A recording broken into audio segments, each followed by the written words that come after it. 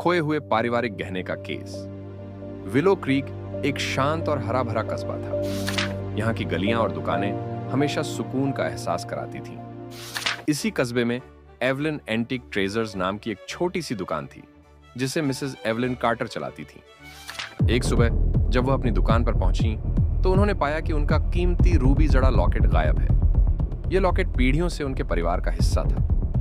घबराई हुई एवलिन ने तुरंत युवा और होशियार जासूस एलेक्स हार्पर को बुलाया। एलेक्स जैसे ही दुकान पर पहुंचा, उसने सबसे पहले मिसेस कार्टर को शांत किया और उनसे पूरे मामले की जानकारी ली। उसने चारों ओर ध्यान से देखा और 3 अहम सुराग पाए। पिछले दरवाजे का टूटा हुआ ताला, मिट्टी के निशान जो बाहर की ओर जा रहे थे, और दरवाजे पर फंसा हुआ कपड़े का टुकड़ा। उसने सुरागों की जांच शुरू की और अपने पहले पड़ीढिहाफ की ओर बढ़ा। एलेक्स बेकरी पहुंचा, जो दुकान के पास ही थी। वहां उसने मिस्टर ग्रेसन से पूछा, क्या आपने कल रात कुछ अजीब देखा था? मिस्टर ग्रेसन थोड़े परेशान नजर आए, लेकिन उन्होंने कहा, नहीं, मैंने कुछ भी अजीब नहीं देखा। बेकरी में एलेक्स को एक कपड़े का टुकड़ा मिला, लेकिन वह उस कपड़े से मेल नहीं खा रहा था जो गहने की दुकान में मिला था।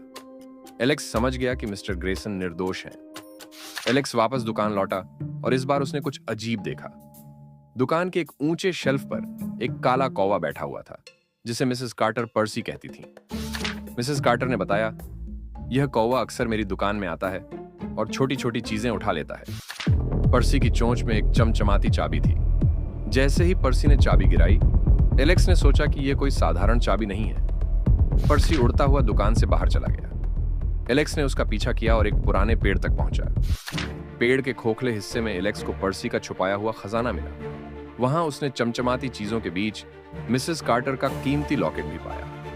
एलेक्स ने लॉकेट वापस किया तो मिसेस कार्टर की खुशी का ठिकाना नहीं रहा।